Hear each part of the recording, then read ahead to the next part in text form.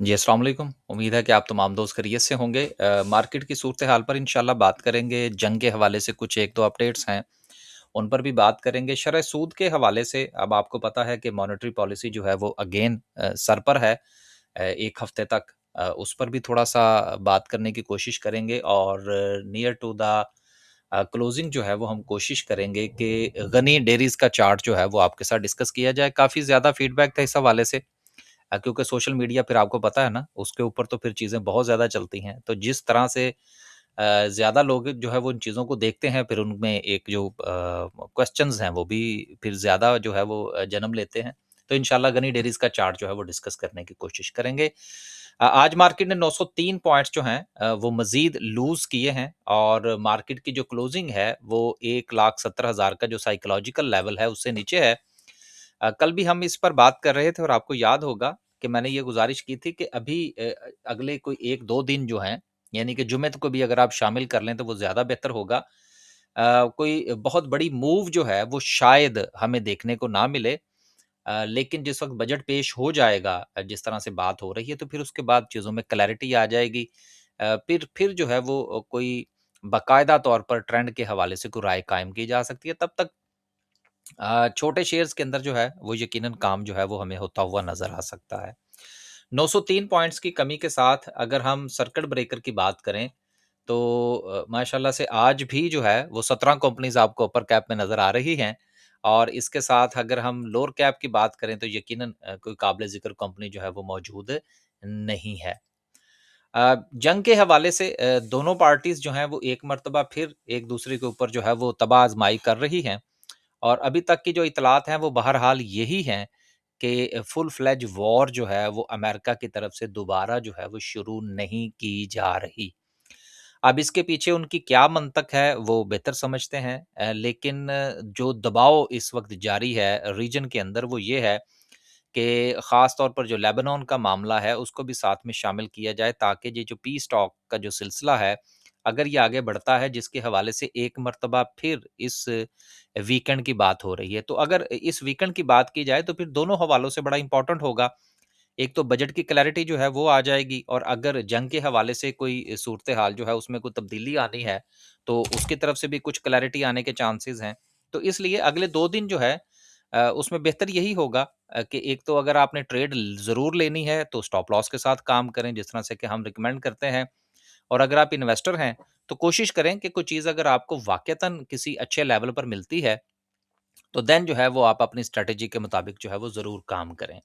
तो वीकेंड जो है उसमें जंग की तरफ से जो अपडेट्स हैं वो आने के चांसेस हैं। अगली खबर जो है वो मीज़ान इंडेक्स के हवाले से है जिसमें आपको पता है कि index mean is a kind of portfolio जिस तरह से आपके पोर्टफोलियो में मुख्तलिफ किस्म की चीज़ें होती हैं और आप अपनी स्ट्रैटेजी के मुताबिक आप उस पोर्टफोलियो के अंदर कुछ शेयर्स को लेकर आते हैं, कुछ को आउट करते हैं। इसी तरह से जो इंडेक्स है वो उसके भी जो है वो बेंचमार्क होता है, तो उसमें भी फिर तब्दीलियाँ होती रहती हैं। ये जो मैं अक्सर आप लोगों से ये गुज़ारिश करता रहता हूँ ना कि आप अपनी स्ट्रैटेजी के मुताबिक काम करें। वो स्ट्रैटेजी कोई भी हो आपने डिफ़ाइन कर रखी है, उसका फिर फ़ायदा ये होता है कि जब कुछ शेयर्स जो हैं वो आपकी उस स्ट्रैटेजी से आउट होते हैं तो आपके पोर्टफोलियो से भी फिर वो निकल जाते हैं और अगर कोई चीज़ जो है वो आपके मिजाज के या आपकी स्ट्रैटेजी के मुताबिक आती है तो वो आपके पोर्टफोलियो का हिस्सा बन जाती है। तो क्या है इसमें पहल पाकिस्तान जो है वो आउट हुआ है और देन उसमें मीज़ान बैंक को शामिल किया गया है। अब आप ये अगर साथ में देखें तो ये एक बाकायदा तौर पर उन्होंने साथ में बताया भी हुआ है कि किस-किस स्टॉक की जो परसेंटेज है, जो वेटेज है वो उनके पास कितना-कितना मौजूद है। अगली खबर जो है, जो कि अच्छी खबर है पीएसडीपी के हवाले से गुज़िश्ता 1 आध दिन में जो मामलात बने हैं, उसके बाद सूबे इस पर राज़ी हो चुके हैं कि वो कुछ पैसा जो है वो वफ़ाक को देंगे। देखिए पीएस जो पब्लिक सेक्टर डेवलपमेंट जो मामलात होते हैं, वो होने बहुत ज़रूरी होते हैं। तो ये बहरहाल एक पॉजिटिव न्यूज़ अपनी जगह पर ज़रूर मौजूद है कि इससे वफ़ाक के ऊपर जो प्रेशर है वो कम होगा और अगर वफ़ाक के ऊपर प्रेशर कम होगा और उसके पास कुछ फंड्स मौजूद होंगे तो उससे मुल्क के अंदर बहुत सारे फ़ैसले करने में आसानी होगी। नेक्स्ट खबर जो है वो इंटरेस्ट रेट के हवाले से है और आपको याद होना चाहिए कि गुज़िश्ता इस साल के आगाज़ से ही हमारी यही जो थी वो सोच थी कि मुमकिना तौर पर मज़ीद इंटरेस्ट रेट नीचे नहीं जाएगा, लेकिन उसके बाद फिर जंग आई, फिर उसके हालात आए, फिर इन्फ्लेशन में इज़ाफ़ा हुआ। अब जो इस साल की जो आखिरी मॉनेटरी पॉलिसी है, वो इस महीने की 15 तारीख को पेश की जाएगी। अब इसमें जो मौजूदा सूरत-ए-हाल का अगर हम जायज़ा लें, तो उसमें अगर जो स्टेट बैंक ऑफ पाकिस्तान है, वो शरह सूद को बरकरार रखता है। कम होना तो अभी फ़िलहाल बिल्कुल जो है वो समझ लीजिए कि थिंकिंग में ही नहीं है कि कम शरह सूद जो है वो कम होगी। लेकिन मेरी जहाँ तक राय है कोई इज़ 0.5 जो है वो इसमें चेंज हो सकता है अपसाइड। लेकिन अगर स्टेट बैंक ऑफ पाकिस्तान जो है, वो किसी भी मसलहत के तहत अगर मॉनेटरी पॉलिसी में शरह सूद को अपनी जगह पर कायम भी रखता है, तो फिर अगेन कंटिन्यूअसली 2 चीज़ें जो हैं वो मार्केट को मुतासिर कर सकती हैं। नंबर 1, अगर तो 0.5 जो जैसी कि मैं तवक्को कर रहा हूँ, अगर वो हो जाता है, तो फिर तो यकीनन नेगेटिव इम्पैक्ट आएगा मार्केट के ऊपर। लेकिन अगर फ़र्ज़ करें कि वो सस्टेन भी करता है और उसमें वो तब्दीली नहीं करते क्योंकि कम तो नहीं होगा, जैसा कि अभी मैंने पहले गुज़ारिश की। दूसरी सूरत में जो प्रॉपर्टी के ऊपर टैक्स कम होने जा रहा है, ये दोनों चीज़ें जो हैं, ये आने वाले दिनों में मार्केट के ऊपर नेगेटिव इम्पैक्ट ला सकती हैं। लेकिन आपने जो काम करना है वो अपनी स्ट्रैटेजी के मुताबिक करना है। हमारा काम जो है वो सिर्फ़ और सिर्फ़ आपको वक़्त के साथ-साथ होने वाली जो तब्दीलियाँ हैं, जो कि मार्केट के ऊपर पॉज़िटिव या नेगेटिव इम्पैक्ट फ्यूचर में ला सकती हैं, वो आपकी खिदमत में पेश करना है। बाकी माशाअल्लाह से आप लोग जो है वो बेहतर समझते हैं। नेक्स्ट जो है वो ईवी गाड़ियों के हवाले से है कि हुकूमत का ये प्रोग्राम है कि आने वाले दिनों में जो इम्पोर्टेड गाड़ियाँ हैं, उनके ऊपर 25% जो है वो सेल टैक्स ऐड किया जाए और इसके अलावा जो लोकल के हवाले से बात हो रही है, उस पर भी अभी तक जो इत्तलात हम तक पहुँची हैं, ये तो आपको पता होगा ना कि बाज़-औक़ात जिस वक़्त बजट की स्पीच होना होती है, उससे कुछ जो है वो मिनट पहले भी बहुत सारी चीज़ों में तब्दीलियाँ आ जाती हैं। तो इसलिए ये जिस वक़्त हम खबरें डिस्कस कर रहे होते हैं ना या आप खबरों को पढ़ रहे होते हैं, तो उसमें अपने आप को थोड़ा-सा फ्लेक्सिबल ज़रूर रखा करें। अगर आपने मार्केट में लॉन्ग टर्म काम करना है। अगर आप रिजिड हो जाएँगे कि नहीं जी वो तो खबर में तो 25% लिखा हुआ था, फिर बाद में जब आई तो वो तो जी 21% हो गया, तो ये तो जी खबर गलत थी। इस तरह से आप जो पैनिक हो जाएँगे। हमेशा इन बिटवीन जो है वो अपने आप को रखने की कोशिश करें। तो अभी तक यही खबर है कि सूरत-ए-हाल जो है वो सेल्स टैक्स के हवाले से आईएमएफ के साथ मुकम्मल तौर पर आमादगी नहीं हो पाई, जो कि हुकूमत ये चाह रही थी कि सेल्स टैक्स जो है उसको अ, मिनिमम जो है वो सतह पर लाया जाए, लेकिन अभी तक 18% और 8% के दरमियान मामलात जो है वो लटके हुए हैं। इम्पोर्टेड के ऊपर बहरहाल मामलात जो हैं, वो सेल्स टैक्स को इंक्रीज़ करने के हवाले से कंटिन्यू करते हुए नज़र आ सकते हैं। तो ये तो था जी गाड़ियों के हवाले से। अब नेक्स्ट जो है, वो डिस्कस करते हैं जी आज की कैंडल को। कैंडल से पहले कल मैंने आपसे गुज़ारिश की थी कि क्वेश्चन आंसरिंग का सेशन जो है, वो इंशाल्लाह जो है वो हम ऑर्गेनाइज़ करने जा रहे हैं और मेरी ये कोशिश होगी कि इंशाल्लाह नेक्स्ट जो फ्राइडे है, यानी कि 2-3 दिन बाद जो आ रहा है हमारे पास, उसमें रात को 9 बजे ये सेशन होगा। ये कॉन्टैक्ट नंबर जो है, ये आपके सामने मौजूद है। इस नंबर के ऊपर जो है वो आप राब्ता फ़रमा सकते हैं। सिर्फ़ एक चीज़ जो है वो आपने ज़हन में रखनी है कि ये सिर्फ़ और सिर्फ़ व्हाट्सएप ओनली है और सिर्फ़ इसके ऊपर आप मैसेज करेंगे तो इंशाल्लाह आपको रिप्लाई आ जाएगा, एक बात। दूसरी चीज़ ये है कि इसमें हम जो है वो 90 लोग जो हैं, 90 दोस्त अहबाब जो हैं उनको फ्री इसमें शामिल करेंगे और ये सिलसिला मेरी कोशिश ये होगी कि कम से कम कोई 1 से 2000 लोगों को जो है, वो इससे जो है वो फ़ायदा पहुँचाने की कोशिश की जाए, एक बात। दूसरी चीज़ ये है कि अगर आप फ़र्ज़ करें मैसेज करते हैं और आपको इस सेशन के अंदर जगह नहीं मिलती, तो फिर यकीनन आप जो है वो फिर नेक्स्ट सेशन के लिए जो है वो आपको दोबारा से जो है वो अपना नाम दर्ज करवाना पड़ेगा। ये सारी एक्सप्लेनेशन मैं क्यों दे रहा हूँ? देने का मकसद ये है कि जिस वक़्त हम कोई चीज़ फ्री में ऑफ़र करते हैं ना, तो उसमें बाज़-औक़ात एक तो लाइन बहुत लंबी होती है।